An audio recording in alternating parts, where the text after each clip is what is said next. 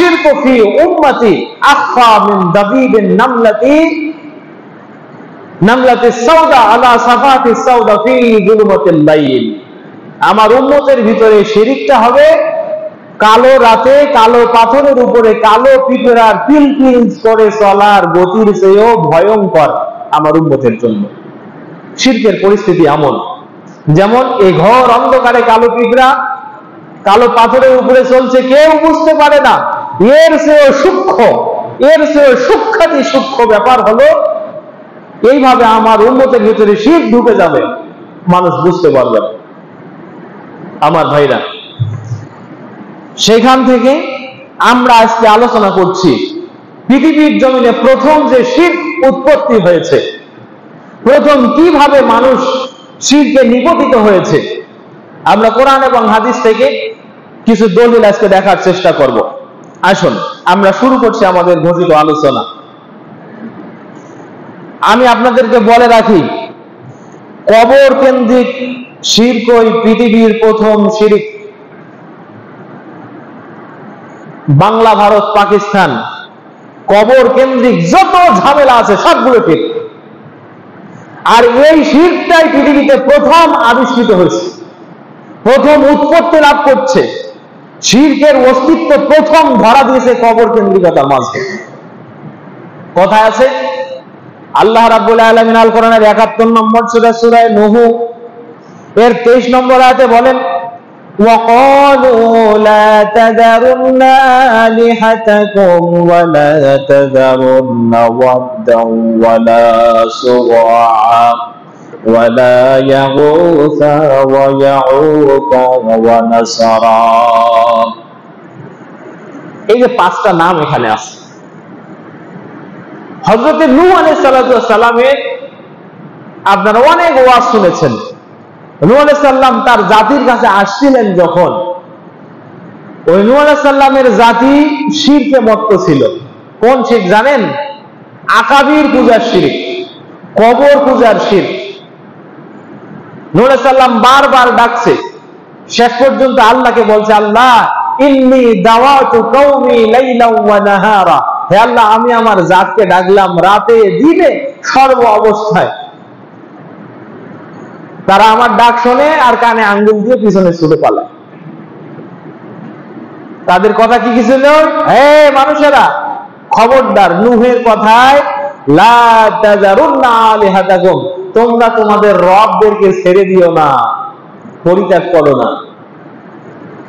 ওয়ালা তাযারুন্না, খবরদার ছেড়ে দিও না। ওয়াদ্দান, ওয়াদকে, ওয়ালা সুআ, আর সুয়া নামক দেবতাকে, ওয়ালা ইয়াগুস, ইয়াগুসকে, ওয়ালা ইয়াউকা, ইয়াউকে, ওয়া নাসরা, এবং নসরকে। এই ওয়াদ, সুয়া, ইয়াগুস, ইয়াউক আর নসর, ওয়াদ, সুয়া, ইয়াগুস, ইয়াউক আর নসর, এই চারটা ছিল নূহ আলাইহিস সালাতু ওয়াস সালামের যুগের মানুষদের কাছে দেবতা, পূজনীয় ব্যক্তি। তাফসিরে ইবনে কাসিরে, তাফসিরে রুহুল মায়ানি, এছাড়াও আপনারা যারা তাফসিরে কুরতুবী এবং তাবারি, যে কয়েকটা তাফসির আমি দেখেছি, এখানে দেখেছি দুটা মত ঘুরে ফিরে আসছে। এক নম্বর মত, এই যে ৫ ব্যক্তি, ওয়াহুম রিজালুন সালিহুন ফি কওমিহিম, তারা ছিল তাদের কওমের ভিতরে সৎ কর্মশীল মানুষ। ভালো করে শুনবেন, কিভাবে আপনার ইমানটা বিকিয়ে দিচ্ছে কবর পূজার শিরক, তার উৎপত্তি সম্পর্কে কথা বলছি, এবং এটাই পৃথিবীর জমিনে প্রথম শিরক। ওয়াহুম রিজালুন সালিহুন ফি কওমিহিম, তারা ছিল তাদের কওমের সালিহিন ব্যক্তি। ফালাম্মা মাতু, যখন তারা মারা গেল। এই মর্মে আমি আপনাদেরকে সহিহুল বুখারী কিতাবুত তাফসীরের একখানা হাদিস আপনাদেরকে কোট করি, তাহলে আমার এই কথাগুলো উঠে আসবে। হাদিসের নম্বর ৪৯২০, কিতাবুত তাফসীর, সূরা নূহের ২৩ নম্বর আয়াতের তাফসীরে হযরত আব্দুল্লাহ বিন আব্বাস রাদিয়াল্লাহু বরাতে মাওকুফ সূত্রে একটি হাদিস এসেছে। হাদিসটি হলো এরকম, হযরত আব্দুল্লাহ বিন আব্বাস রাদিয়াল্লাহু তাআলা আনহু বলেন, قد صارت الاوثان التي كانت في قوم نوح, প্রথমে প্রতিমার পূজা ছিল নূহ আলাইহিস সালামের সম্প্রদায়ের মধ্যে। ওয়া বা'দু ফিল আরব, এরপরে আরবে আসছে। এই আরবে আসলো আম্মা ওয়াদ্দান কানাত লিকিলাবিন বিদাওমাতিল জান্দাল। ওয়াদ দেবতাটা ছিল কিলাব গোত্রের, দাওমাতুল জান্দাল নামক এলাকায়। কিলাব গোত্রের এটা হলো প্রতিমা, কিন্তু এগুলার উৎপত্তি ছিল নূহ আলাইহিস সালামের সময় তার কওমে।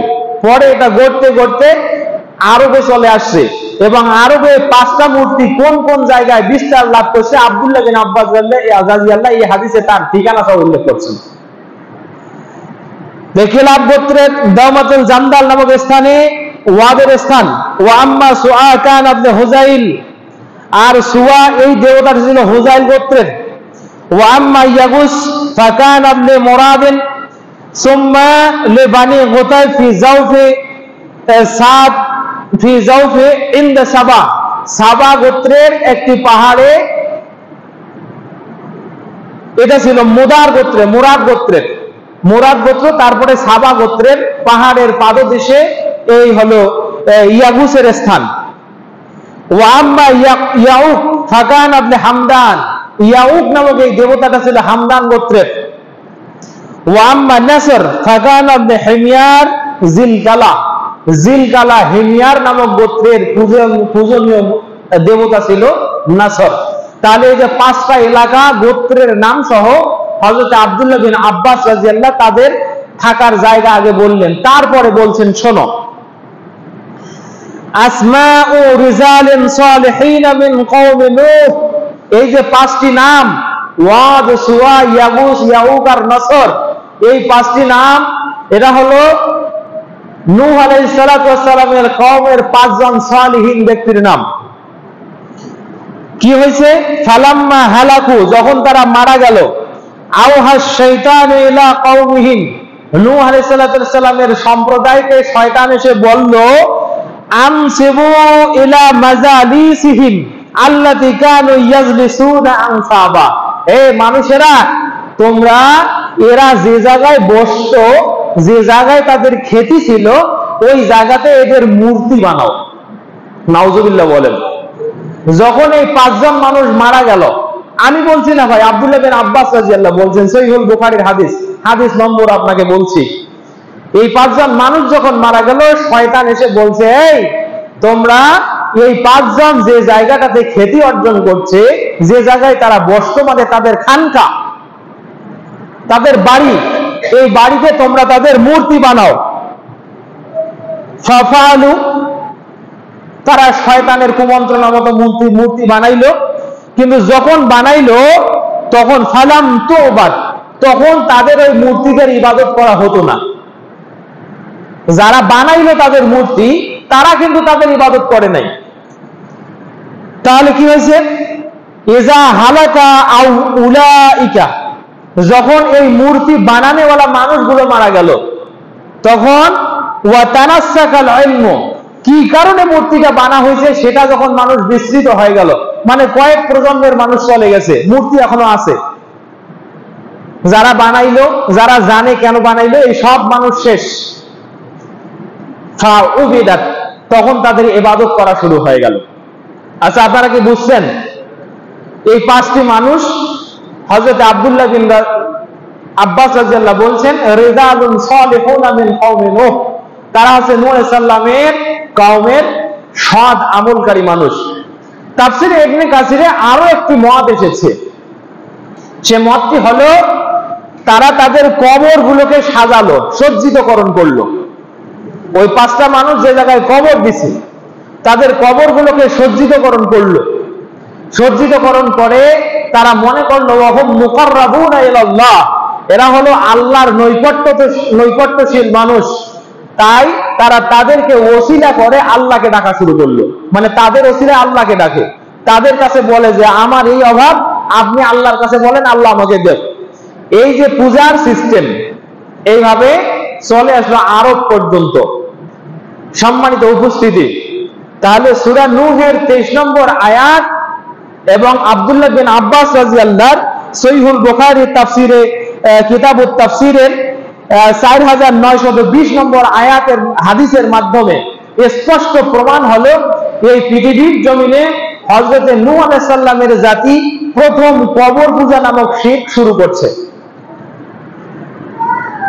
দেখেন এই পূজা, এই শিরক, এটার ব্যাপারে আল্লাহ রাব্বুল আলামিন আরো অনেক কথা কোরআনে বলছেন। এছাড়াও আরবের জমিনে লাত ছিল, মানাত ছিল, উজ্জা ছিল, এছাড়াও হবল নামক একটা দেবতা ছিল যেটা সবচেয়ে বড়। হযরতে আব্দুল্লাহ বিন মাসউদ রাদিয়াল্লাহু তাআলা আনহু বলছেন যে দাখালা রাসূলুল্লাহ সাল্লাল্লাহু আলাইহি ওয়াসাল্লাম মক্কাতা, আল্লাহ রাসূল সাল্লাল্লাহু আলাইহি ওয়াসাল্লাম মক্কায় প্রবেশ করলেন। কোন দিন? মক্কা বিজয়ের দিন। ওয়া হাওলাল বাইত, এবং মক্কার চতুর্পাশে ছিল 360 নাসাবেন, 360টি মূর্তির আবাস। মক্কার ভিতরে বাইরে 360টা মূর্তি, এবং স্বয়ং কাবা ঘরের ভিতরে হবল নামক দেবতা, এই সবচেয়ে বড়। তারপরে কি হলো? আল্লাহ রাসূল সাল্লাল্লাহু আলাইহি ওয়াসাল্লাম ফাজাআলা ইয়াতুনুহা বিউদিন ফি ইয়াদিহি, আল্লাহ রাসূল সাল্লাল্লাহু আলাইহি ওয়াসাল্লাম হাতের লাঠি দ্বারা ওই মূর্তিগুলো ভাঙছেন। ওয়া ক্বালা ওয়া ইয়াকুল, এবং বলছেন ক্বাদ জাআল হক ওয়া যাহাকাল বাতিল ইন্নাল বাতিলা কানা যাহুকা, জেনে রাখো সত্য এসে গেছে, মিথ্যা দূরীভূত হচ্ছে, আর মিথ্যা চিরদিনই দূরীভূত হওয়ারই। মিথ্যা কখনো পৃথিবীর জমিনে স্থায়ী হয় না। তো মক্কার মানুষেরা এই প্রতিমাদের পূজা করত, এদের নামে পশু কোরবানি করত। বিভিন্ন ক্ষেত্রের জন্য তারা এক একটা মূর্তির কাছে যেত। যেমন তারা লাতকে মনে করত দুর্গতি নাশিনী, যেমন আমাদের বাংলা ভারতের হিন্দুরা কি বলে, দুর্গাকে মনে করে এরকম। মানাতকে মনে করত বিদ্যার দেবী, উজ্জাকে মনে করত খাদ্যের দেবী, আর হবলকে মনে করত সবার সর্দার। আবার বলতো যে এগুলা হচ্ছে আল্লাহর কন্যা। এগুলা কে? এগুলা আল্লাহর কন্যা। অথচ আল্লাহ রাব্বুল আলামিন তাদের এই ভণ্ডামি কটাক্ষ করে সূরা নাজমের 19 থেকে 23 নম্বর আয়াতে কি সুন্দর ঘোষণা করছেন, আফারাআইতুমুল লাতা ওয়াল উজ্জা ওয়াল মানাতাস সালিসাতাল উখরা আলাকুমুজ যাকারু ওয়া লাকুমুল উনসা তিলকা ইযান কিসমাতুম যীযা ইন হিয়া আসমাউন সাম্মাইতুমুহা আনতুম ওয়া আবাউকুম মা নাযালাল্লাহু বিহা মিন সুলতান। আল্লাহ বলছেন, শোনো, তোমরা যে লাত, মানাত আর উজ্জাকে বলো যে এগুলো আল্লাহর কন্যা, আরে বোকা, আলাকুমুজ যাকার, তোমরা সব বেটার বাপ, ওয়ালাহুল উনসা, আর আল্লাহ সব বেটির বাপ। নাউযুবিল্লাহি মিন যালিক। তারা মনে করিল সব আল্লাহর কন্যা। তো আল্লাহ বলছে যালিকা ইযান কিসমাতুন যীযা, এ তোমাদের কেমন বন্টন, তোমরা সব ছেলের বাপ হয়ে গেলা আর আমি আল্লাহকে মেয়ের বাপ বানাই দিলা। নাউযুবিল্লাহি মিন যালিক। আল্লাহ বলছেন ইন হিয়া আসমাউন সাম্মাইতুমুহা আনতুম ওয়া আবাউকুম, আর এগুলা তো কেবল নাম, যে নামগুলো তোমরা রেখেছো, তোমাদের বাপ দাদারা রেখেছে। এগুলা কেবল একটি নাম, এই নামগুলো তোমরাই রেখেছো। মা নাযালাল্লাহু বিহা মিন সুলতান, এদের ইবাদত করতে হবে, এদের আকৃতি বানাতে হবে, এরকম কোন কথা আল্লাহ রাব্বুল আলামিন নাজিল করেন নাই। সুবহানাল্লাহ। সম্মানিত উপস্থিতি, সুকৌশলে গতদিন আমি আপনাদেরকে সূরা জুমার থেকে 3 নম্বর আয়াত পড়ে শুনাইছি না, আলা লিল্লাহিদ দীনুল খালিস আল্লাযীনা ইত্তাখাযু মিন দুনিহি আউলিয়া মা না'বুদুহুম ইল্লা লিয়ুকাররিবুনা ইলাল্লাহি যুলফা। আল্লাহ বলছেন, যারা আল্লাহর সাথে অন্য কাউকে তার শরীক ভাবে, তারা কেন ভাবে এটা? মা না'বুদুহুম, তারা বলে যে আমরা তাদের ডাইরেক্ট ইবাদত করি না, ইল্লা লিয়ুকাররিবুনা ইলাল্লাহি যুলফা, বরং তাদের মাধ্যমে আমরা আল্লাহর কাছাকাছি হতে চাই, মানে তারাই আমাদেরকে আল্লাহর কাছাকাছি করে দেবে, এই কারণে আমরা তাদেরকে ওলি ভাবি। সম্মানিত ভাইরা, পৃথিবীর জমিনে কোন অলির অনুসরণ করা এটা সম্পূর্ণরূপে নিষেধ। অনুসরণ হবে শুধুমাত্র বিশ্বনবী মুহাম্মদুর রাসূলুল্লাহ সাল্লাল্লাহু আলাইহি ওয়াসাল্লামের। প্রমাণ কোথায়? আল কোরআনের 6 নম্বর সূরা, সূরা আরাফ, আয়াত নম্বর 3। আল্লাহ বলছেন, ইত্তাবিউ, তোমরা অনুসরণ করো, মা নুজিলা ইলাইকুম মির রাব্বিকুম, তোমাদের রবের পক্ষ থেকে তোমাদের উপরে যা অবতীর্ণ করা হলো, ওয়ালা তাত্তাবিউ মিন দুনিহি আউলিয়া, খবরদার আল্লাহর বিধান ছাড়া অন্য কোন ওলির অনুসরণ করো না। এখানে আল্লাহ শুধু ওলি না, আউলিয়া দিয়েছেন, যাদেরকে তোমরা আল্লাহর নৈকট্যশীল ভাবো, যাদেরকে তোমরা আল্লাহর বন্ধু ভাবো, যাদেরকে তোমরা সৎ কর্মপরায়ণ ভাবো, তাদেরকে ওসিলা করে তোমরা আল্লাহকে ডাকতে চাও, জেনে রাখো একটারও অনুসরণ তোমাদের জীবনের জন্য হারাম, করা যাবে না। সম্মানিত উপস্থিতি, তো আজকে আমাদের সমাজে দেখেন কবর পূজার নামে যে বিস্তৃত শিরকের সয়লাব হয়েছে। কবরকে লাল সালু দিয়ে সাজানো আছে, কালো কাপড় দিয়ে সাজানো আছে, কবরের উপরে কত সুরম্য অট্টালিকা বিল্ডিং, আবার রংপুর শহরের প্রাণ কেন্দ্র এমনও মসজিদ আছে যে মসজিদে বহাল তবিয়তে কবর আছে, আছে না নাই? নাই। সেখানে এখনো মানুষ গরু নিয়ে যায়, এখনো মানুষ ছাগল নিয়ে যায়, এখনো মানুষ সুতা বেঁধে আসে। আবার ওই মসজিদে নাম করা মুফতিও আছে, মুফতির এলেমের বহর দেখলে মনে হবে প্রকৃত একজন আলেম, কিন্তু একদিনও আল্লাহর ওয়াস্তে বলতে পারে না যে মসজিদের ভিতরে এই কবরটা চলবে না। ওনার এলমের তারিফ করতে হয়, ওনার এলম আছে, আমি নাম বলছি না, আপনারা বুঝে গেছেন। আসেন আপনাদেরকে বলি, হযরত আয়েশা রাদিয়াল্লাহু তাআলা আনহা, সহিহ মুসলিমের হাদিস, আয়েশা রাদিয়াল্লাহু তাআলা আনহা বলছেন, ক্বালা রাসূলুল্লাহ সাল্লাল্লাহু আলাইহি ওয়াসাল্লাম মিন মারাদিহিল্লাতী লাম ইয়াকুম, আল্লাহর রাসূল সাল্লাল্লাহু আলাইহি ওয়াসাল্লাম ওই রোগে যখন পড়েছেন, যে রোগ থেকে আর তিনি ওঠেন নাই, মানে ওয়াফাত গ্রহণ করেছেন, বলছেন লানাল্লাহুল ইয়াহুদা ওয়ান নাসারা ইত্তাখাযু কুবুর আমবিয়াইহিম মাসাজিদা। হে আয়েশা, জেনে রাখো আল্লাহ কিন্তু ইহুদি এবং খ্রিস্টানদেরকে লানত করেছেন, ইহুদি এবং খ্রিস্টানদেরকে ধ্বংস করে দিয়েছেন। কেন? ইত্তাখাযু কুবুর আমবিয়াইহিম মাসাজিদা, তারা তাদের নবীদের কবরগুলোকে মসজিদ হিসেবে গ্রহণ করেছে। কি হিসেবে গ্রহণ করছে? তারা তাদের নবীদের কবরগুলোকে মসজিদ হিসেবে গ্রহণ করেছে। এই কারণে আল্লাহ রাব্বুল আলামিন তাদেরকে ধ্বংস করে দিয়েছেন। এই হাদিস সহিহুল বুখারীর 1390 নম্বর হাদিস। এরপরও হযরত জুনদুব রাদিয়াল্লাহু তাআলা আনহু তিনি বলছেন, হাদিস পাবেন সহিহ মুসলিম 532। আল্লাহর রাসূল সাল্লাল্লাহু আলাইহি ওয়াসাল্লাম বলেন, ইয়াকুলু ইন্না আলা ওয়া ইন্না মান কানা ক্বাবলাকুম কানু ইয়াত্তাখিযুনা কুবুর আমবিয়াইহিম ওয়া সালিহিহিম মাসাজিদা। জেনে রাখো আমার উম্মত, তোমরা জেনে রাখো তোমাদের পূর্বের জাতিরা ধ্বংস হয়েছে এই কারণে যে ইত্তাখাযু কুবুর আমবিয়াইহিম ওয়া সালিহিহিম মাসাজিদা, তারা তাদের নবীদের কবরকে এবং সৎ কর্মশীল মানুষদের কবরগুলোকে মসজিদ হিসেবে গ্রহণ করেছে। মসজিদ মানে কি সেটা জানেন তো? মসজিদ মানে কি? মসজিদ হলো মাকানুল লাযী ইউসজুদু ফীহি, এমন জায়গা যেখানে সাজদা করা হয়। মসজিদ শব্দটি ইসমে জারফে মাকান, সাজদার স্থান। মসজিদ মানে সাজদার স্থান, যেখানে সাজদা করা হয়। তার মানে ইহুদি এবং খ্রিস্টানেরা তাদের নবীদের কবরগুলোকে মসজিদ বানায়, মানে কবরে গিয়ে মাথা নোয়ায়, সাজদা করে। তারা তাদের সালিহিন সৎ কর্মশীল ব্যক্তিদের কবরগুলোকে মসজিদ বানিয়েছে, সেখানে সাজদা করে। আচ্ছা ভাই বলেন, সাজদা করার উদ্দেশ্য কি? আমরা যে আল্লাহকে সাজদা করি, কেন সাজদা করি? আল্লাহর কাছে চাই, কি চাই?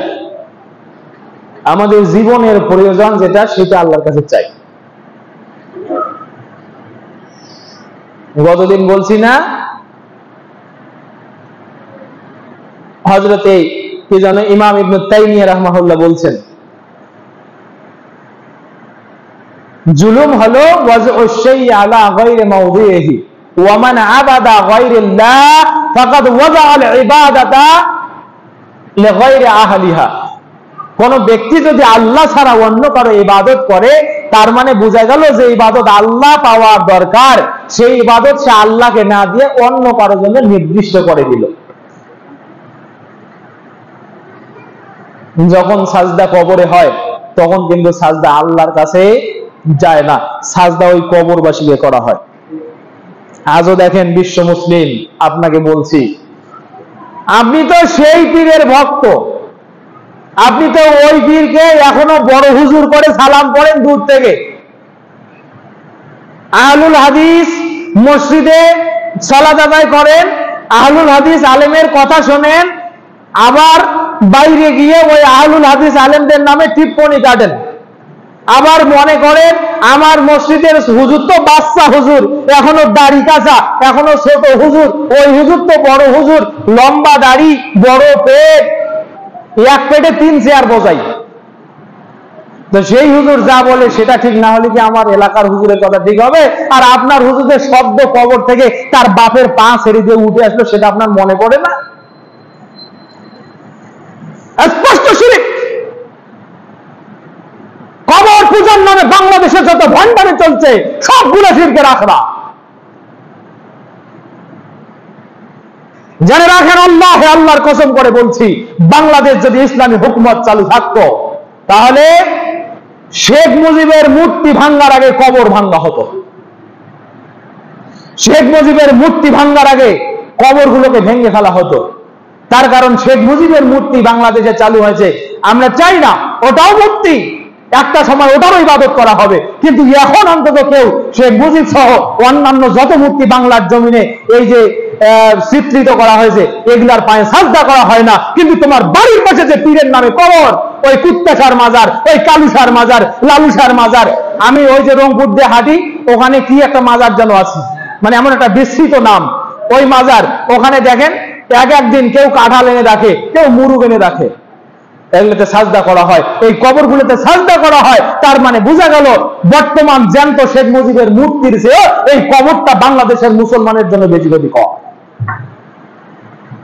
কথা বুঝতে পেরেছেন? আর আমরা মেকি ইসলামের মহব্বত দেখাই, মেকি মহব্বতে ইসলাম চলবে না। এরকম মেকি মহব্বত দিয়ে যারা ইসলাম কায়েম করতে চান তাদের ইসলামও 5 দিন টিকবে না। সম্মানিত উপস্থিতি, তাহলে আল্লাহ রাসূল সাল্লাল্লাহু আলাইহি ওয়াসাল্লাম বলছেন, ইত্তাখাযু কুবুর আমবিয়াহিম ওয়া সালিহিম মাসাজিদা, ওরা ধ্বংস হয়েছে এই জন্য, এই কারণে যে তারা তাদের নবীদের কবরকে, তাদের সালিহিনদের কবরকে তারা মসজিদ হিসেবে গ্রহণ করেছে। আর যত পীরের দরবার জানতো এই কবরগুলোকে বিভিন্ন শালুকি কাপড় দ্বারা সাজানো আছে, রাতের অন্ধকার যখন হয় তখন তারা স্লোগান দেয়, মনের আলো বড় আলো, বাইরের আলো নিভাও, মনের পর্দা বড় পর্দা, বাইরের পর্দা উঠাও। এই যে পর্দা উঠলো, আলো নিভলো, নারী পুরুষ একাকার হয়ে এই যে বাবা বাবা জিকির শুরু করছে, ইজ্জত আচার সব পাংসার। এগুলো কি? এটার নাম ইসলাম? আমার তো মনে হয় শয়তান এগুলো দেখে আর হাসে, বলে আল্লাহ এক আদমকে সাজদা না করার কারণে তুমি আমাকে শয়তান বানাইছো, দেখো তোমার আদম আজকে কত সাজদা আদমের গুরু করছে। নাউযুবিল্লাহি মিন যালিক। এজন্য আল্লাহ রাসূল বলেন, আল্লাহ তোমার কাছে দোয়া করি, লা তাজাল কবরি ঈদা, ও রব্বুল আলামিন তোমার কাছে দোয়া করছি আমার কবরটাকে আমার উম্মতের জন্য তুমি ঈদের জায়গা বানাইও না। নবী বললেন আমার কবরকে তুমি ঈদের জায়গা বানাইও না।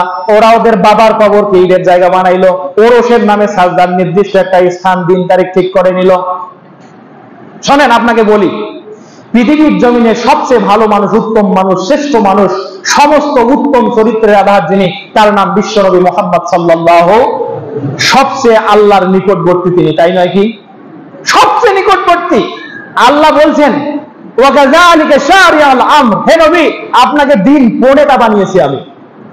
সুতরাং আসমানের দিকে মাথা তুলে যদি বলো আল্লাহ চন্দ্রটা দ্বিখণ্ডিত করতে চাই, আমি চন্দ্র দ্বিখণ্ডিত করে দিলাম, দেখো ওয়ান শাক্কাল কামার, চাঁদ দ্বিখণ্ডিত হয়ে গেছে।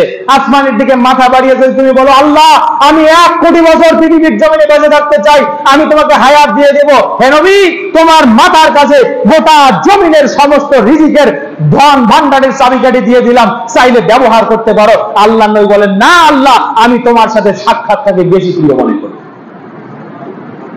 তো ওই নবীর কবরে গিয়ে চাইলে না কিছু পাওয়া যাবে? তো নবী তো সেই খাতা ক্লোজ করে দিয়েছেন, খবরদার আমার কবরের কাছে এসে কেউ কিছু চাবি না, শাফায়াত পাবি না। কেন?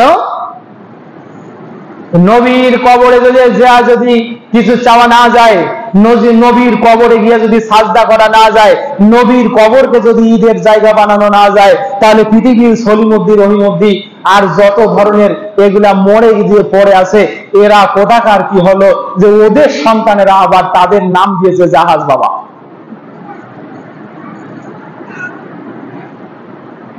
সম্মানিত উপস্থিতি, বুঝতে হবে এগুলা সব পেট কামাইয়ের ধান্দা ছাড়া আর কিছু নয়।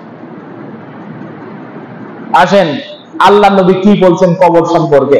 সহিহ মুসলিম হাদিস নম্বর 2133, হাদিস খানা পাবেন বাবুল আমর বিতাসবিয়াতিল কবর।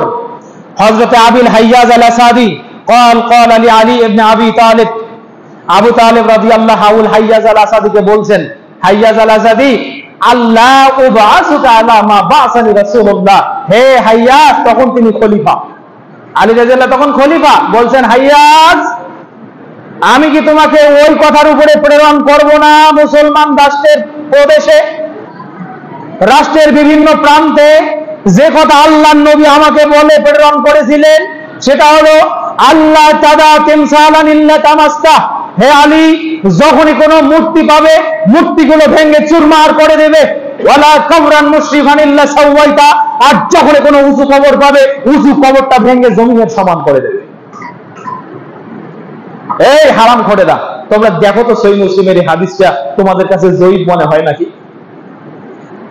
সম্মানিত হাজিরিন, আমি তাদেরকে বলছি যারা কবর পূজার নামে বিভ্রান্ত করে মুসলমানদের ঈমান নষ্ট করছে, এটাই পৃথিবীর প্রথম শিরক। এই শিরক সম্পর্কে যাদের ওয়াকিবহাল নয়, আর ওয়াকিবহাল থাকলেও যারা শুধুমাত্র নিজের বাপ দাদার মতকে প্রতিষ্ঠা করার জন্য এই দুরাচারিতা করছে, তাদেরকে বলছি হারামিরা, তোমরা দেখো আল্লাহর নবী বলছেন আলী ছাড়বে না কোনো উঁচু কবর, সবগুলো ভেঙে জমিনের সমান করে দেবে। বলছেন আলী ছাড়বে না কোনো মূর্তি, সবগুলোকে ভেঙে একেবারে খান খান করে দেবে। এবার আপনাকে বলি, আপনাকে বলছি, শোনেন, আপনি কি কোনোভাবে আপনার বাবার কবরটাকে সুন্দর করে সাজিয়ে রেখেছেন কিনা একটু দেখেন। আপনি আপনার মায়ের কবরটাকে সুন্দরভাবে সাজিয়ে রেখেছেন কিনা একটু দেখেন। আপনি কবর দেখতে চান, ওই জান্নাতুল বাকিতে যান, ওই একটা মাটির উপরে একটা উঁচা ইট গেড়ে দেওয়া আছে, যেন শুধু আকার বোঝা যায় একটা কবর, কিন্তু কবরকে সৌন্দর্য বর্ধনের জন্য কিছু করা হয় নাই। কবরের উপরে চুন কালি সুরকি সুরমা মেখে কি করবেন? যদি আপনার বাপের ঈমানে না থাকে, তোর কবরে তো আগুন জ্বলে। ঈমান না থাকার কারণে আপনি যে পড়েন আল্লাহুম্মা রাব্বিরহামহুমা কামা রাব্বায়ানি সাগীরা, এই দোয়া পাওয়ার ন্যূনতম যোগ্যতাটুকু সে হারিয়ে পৃথিবীর জমিন থেকে বিদায় নিয়েছে। আপনি তার উপরে সাজিয়ে কি করছেন?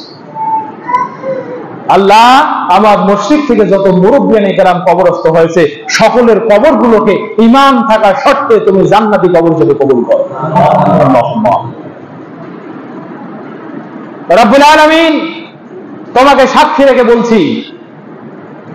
এরপরে তাহলে আল্লাহর রাসূল নামের কমপ্লিট আদেশ, যখনই কোনো মূর্তি পাবে ভেঙে ফেলবে, কবর উঁচা পাবে জমিনের সমান করে দেবে। আমার ভাই, কিছুদিন আগে আমরা আবার হিন্দুর মূর্তি পাহারা দিছি, দেই নাই? দিছি না নাই? সমালোচনার ঊর্ধ্বে কেউ না, হক কথা বলতেই হয়। হিন্দুর মূর্তি পাহারা দেওয়ার জন্য দেশের প্রশাসন আছে, আমি হিন্দুর মূর্তি পাহারা দিতে যাব না। আবার এ কথাও সত্য, আমার বাড়ির পাশে হিন্দু মূর্তি পূজা করবে, তার মূর্তির দিকে ক্ষতি করার জন্য আমি একটা চোখ তুলেও তাকাবো না।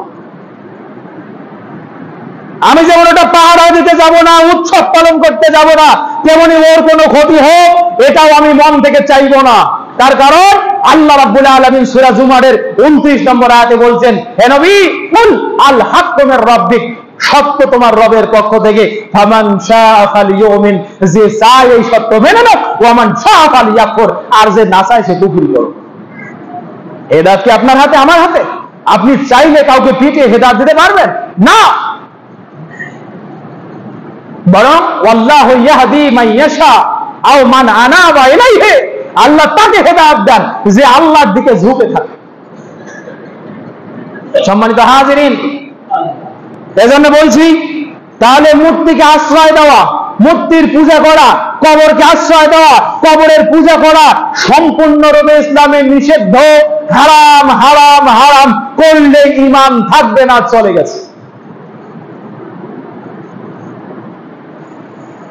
সম্মানিত হাজিরিন, এছাড়াও আল্লাহ রাসূল সাল্লাল্লাহু আলাইহি ওয়াসাল্লাম দেখেন বলছেন, হযরত আতা বিন ইয়াসার রাদিয়াল্লাহু তাআলা আনহু, রাসূলুল্লাহ সাল্লাল্লাহু আলাইহি ওয়াসাল্লাম বলেন, আল্লাহুম্মা লা তাজআল কবরি ওয়াসানান ইউবাদ, হে আল্লাহ তুমি আমার কবরটাকে উৎসাহের, উদ্দীপনার, আনন্দের জায়গা বানিও না, যে আনন্দ করতে করতে মানুষ আমার কবরের ইবাদত করবে। নাউযুবিল্লাহি মিন যালিক।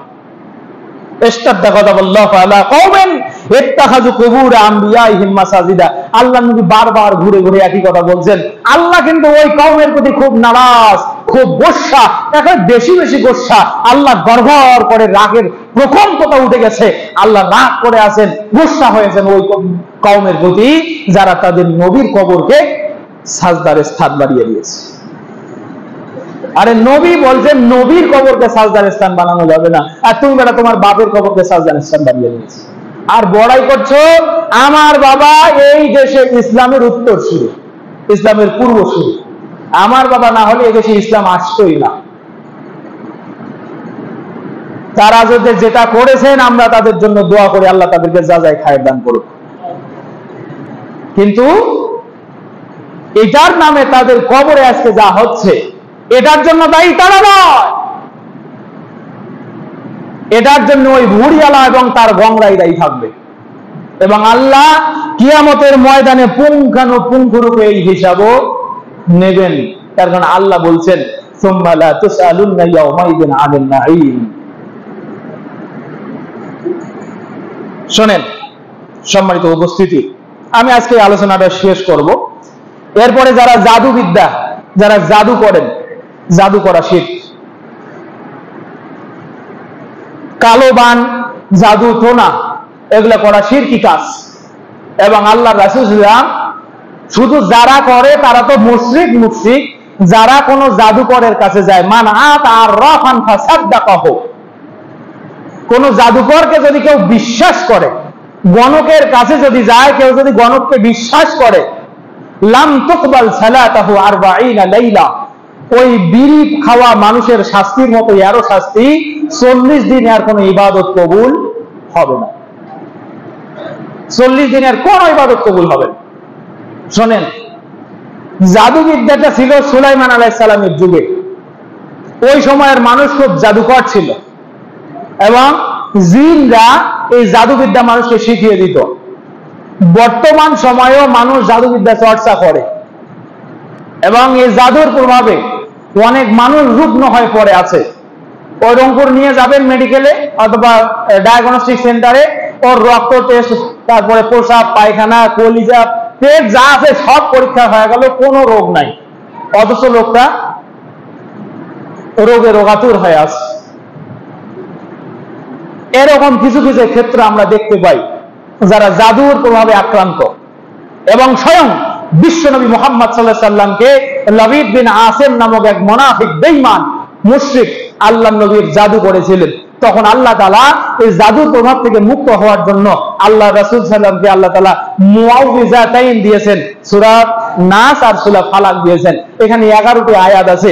প্রতিদিন রাতে ঘুমানোর পূর্বে আপনারা এই 11টি আয়াত পড়বেন। পড়ার পরে শরীরে ফু দিয়ে গোটা শরীরটা যতদূর সামর্থ্য মাসে করে ঘুমাবেন, ইনশাআল্লাহ জাদুর প্রভাব কেটে যাবে। খবরদার জাদুকে কেউ বিশ্বাস করবেন না। এ মর্মে আমি আপনাকে আরেকটি হাদিস বলি। হযরত আব্দুল্লাহ বিন আব্বাস রাদিয়াল্লাহু তাআলা আনহু সত্য মানুষ, একদিন যাচ্ছেন, তো আল্লাহ রাসূল সাল্লাল্লাহু তিনি বলছেন যে ফাখাযা রাসূলুল্লাহ সাল্লাল্লাহু আলাইহি ওয়াসাল্লাম ইয়াদাই, আল্লাহ রাসূল আমার হাত ধরলেন, ধরে বলছেন, ইয়া গোলাম ইন্নী উআল্লিমুকা কালিমাতান, আমি তোমাকে কিছু কথা শিক্ষা দেব, ফাহফাজ, তুমি সেগুলো রক্ষণাবেক্ষণ করো। জেনে রাখো, ওয়ালাম ওয়ালা ইন ইসতামাআতিল ইনসু ওয়াল জিন্নু আলা আন ইয়ানফাউকা বিশাইইন ফালা ইয়ানফাউকা ইল্লা বিশাইইন মা কাতাবাল্লাহু লাক, যদি আসমান জমিনের সমস্ত জিন আর ইনসান মিলে তোমার কোনো উপকার করতে চায়, ওই অতটুকুই উপকার করতে পারবে যতটা আল্লাহ তোমার ভাগ্যে রেখেছেন। ওয়ালা ইন ইসতামাআতিল ইনসু ওয়াল জিন্নু আলা আন ইয়াদুররুকা বিশাইইন ফালা ইয়াদুররুকা ইল্লা মা কাতাবাল্লাহু আলাইক, জেনে রাখো, আসমান জমিনের সমস্ত মানুষ আর জিন মিলে যদি তোমার কোনো ক্ষতি করতে চায়, তোমার ভাগ্যে যতটুকু ক্ষতি আল্লাহ লিখে রেখেছেন অতটুকুই করতে পারবে, বেশি করতে পারবে না। সুতরাং জাদু তো না যাই হোক, আপনি বিশ্বাস রাখেন আপনার রক্ষাকর্তা কে? আল্লাহ। এছাড়াও জাদুর প্রভাব থেকে বাঁচার জন্য কেউ যদি তাবিজ ঝুলান, দেখেন দেখেন কত সুন্দর কথা, আল্লাহ নবীর কাছে বেদুইনদের 10টা মানুষের একটা গোত্র আসছে, এসে বলছি ইয়া রাসূলুল্লাহ আমাদেরকে বায়াত দেন, আমরা মুসলমান হব।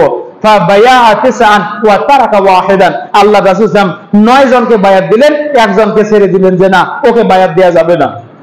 আর এরা 9 জন প্রশ্ন করে কেন তাকে ছেড়ে দিলেন? আল্লাহ রাসূল বলছেন তার ভিতরে তামিমা আছে। কি আছে? তামিমা, এই যে মাদুলি, পাথর বাঁধা আছে অথবা তাবিজ আছে, এই কারণে। তখন ওই ব্যক্তিটা নিজের শরীরে নিজে হাত ঢুকিয়ে দিলেন, তাবিজটা ছিঁড়ে ফেলে দিলেন। আল্লাহ রাসূল তখন তাকে বায়াত পড়ালেন, ঈমানের কালিমা পড়ালেন। একটা তাবিজ শরীরে থাকার কারণে আপনার নবী একটা লোক মুসলমান হওয়ার জন্য আসছে, তাকে কালিমাটা পড়ার নাই। আর আপনি তো সালাত আদায় করেন, যাকাত দেন, মাঝে মাঝে সম্পদ থাকলে হজে যান, নসিহা করেন, অথচ আপনার কোমরে হাত দিয়া দেখেন মুসলমান স্বীকৃত হওয়ার পর আপনি তাবিজ করে বসে আছেন। আল্লাহ নবী সাল্লাল্লাহু আলাইহি ওয়াসাল্লাম বলছেন সহিহ মুসলিমের হাদিস, মান আল্লাকা তামিমাতান ফাকাদ আশরাকা, কোন ব্যক্তি যদি তামিমা ঝুলায় ওই ব্যক্তিটা মুশরিক হয়ে যায়। তার কারণ হলো তামিমা শরীরে ঝুলানোর কারণে আল্লাহর উপর থেকে ভরসা উঠে যায়। এখন মানুষ মনে করে আরে আল্লাহ তো রোগ থেকে শেফা দিবেন, তবে তাবিজটাও পড়ছি, আল্লাহ রোগ থেকে শেফা দিবেন তবে তাবিজটাও পড়ছি। এই তবে কথার মানে জানেন? যে কমপ্লিট বিশ্বাস আপনার আল্লাহর প্রতি ছিল, এখন সেই বিশ্বাসটা হালকা হয়ে গেছে। তো আল্লাহ আপনার পুরো বিশ্বাসের মালিক না অল্প বিশ্বাসের মালিক? এই কারণে তাবিজ শিরক, এই কারণে তাবিজ শিরক। আল্লাহ নবী রকিয়া দিয়েছেন, সূরা ফাতিহা একদিন হাদিস শুনে নাই, গহীন মরুভূমিতে গেছে, সাপ ঠক্কর মারছে গোত্রপতিকে, সাহাবী জানেও না যে সূরা ফাতিহাতে সেবা আছে, তারপরও পেটে তো ক্ষুধা গেছে যে তোমাদের এই নেতাকে ফু পাবো, আমরা ফু মারবো, ফু দেবো, আমাদের ইসলাম ধর্মের কিছু বিষয় আছে সেগুলো দিয়ে, তার বদলে এক ডালি খেজুর দিতে হবে অথবা 10টা ছাগল দিতে হবে। দুই ধরনের বর্ণনা আসছে। তো যাই হোক, সূরা ফাতিহা পড়ে ফু দিলেন। পরবর্তীতে আল্লাহ নবী বলছেন কাইফা আল্লিমতা ফিহি রকিয়াতান, তুমি কেমনে জানলে রে সেখানে রকিয়া আছে? এগুলা ব্যবহার করবেন। মাঝে মাঝে সূরা ফাতিহা পানিতে পড়ে ফু দিয়ে খাবেন। যদি জিনের কোনো আসর থাকে, তারপরে জাদুর কোনো প্রভাব থাকে, আপনার উপর থেকে আল্লাহর রহমতে কেটে যাবে ইনশাআল্লাহ। এটা জায়েজ, কিন্তু আপনি শরীরে কিছু বাঁধতে পারবেন না, এটা ঈমানের পরিপন্থী। এরপরে আমরা অনেকে লোক দেখানো ইবাদত করি, এটাও শিরক। এবং এটা যে কত ভয়ঙ্কর শিরক এ ব্যাপারে আমি আপনাকে একটা হাদিস শোনাই। হযরত আবু সাঈদ বিন আবি ফুজাইলা আল আনসারী তিনি বলছেন, তিনি একজন সাহাবী, قال سمعت رسول الله صلى الله عليه وسلم, আল্লাহ রাসূল সাল্লাল্লাহু আলাইহি ওয়াসাল্লামকে বলতে শুনেছি, يقول اذا جمع الله الناس يوم القيامه لا ريب فيه, তোমরা জেনে রাখো সন্দেহাতীত একটি দিন আছে যখন আল্লাহ মানুষকে তার সামনে জমা করবেন। করবেন না কোন দিন? হিসাবের দিন, কিয়ামতের দিন। কিয়ামতের পরে হিসাবের ময়দানে আল্লাহ মানুষকে তার সামনে জমা করবেন। ফায়ুনাদি মুনাদিন, এরপরে একজন আহ্বানকারী তাদেরকে আহ্বান করে বলবেন, এই শোনো, মান কানা আশরাকা ফি আমালিন আমালাহু লিল্লাহি আহাদান, কোন ব্যক্তি যদি আল্লাহর উদ্দেশ্যে যে ইবাদত করা দরকার এই ইবাদত যদি অন্য কাউকে দেখানোর উদ্দেশ্যে করে থাকে, ফালিয়াতলুব সাওয়াবাহু মিন ইনদি, সে যেন আজকে তার কাছে যায়, এই ইবাদতের সওয়াব যেন তার কাছে নেয়। তার মানে আল্লাহর দপ্তরে এই ইবাদত নাই। কেন? ফাইনাল্লাহা আগনা শুরাকা আনিশ শিরক, আল্লাহ তো শিরকের ওই গুনাহ থেকে মুক্ত, আল্লাহ শিরককারীর শরীক থেকে মুক্ত, তিনি আল্লাহ কাউকে তার সমকক্ষ মনে করেন না। সম্মানিত উপস্থিতি, তাহলে অনেকগুলো কথা এই 4টি খুতবায় আমি আপনাদেরকে শোনালাম। আল্লাহ তাআলা আপনাদেরকে যারা শুনেছেন কমপ্লিট আমার কথাগুলো, পরিপূর্ণ ধারণা সামনে বাড়িতে যাওয়ার পর তো রিয়েলাইজ করবেন। অনেক পরিশ্রম করে আমি তথ্যগুলো আপনাদের সামনে ভেঙে ভেঙে উপস্থাপন করেছি।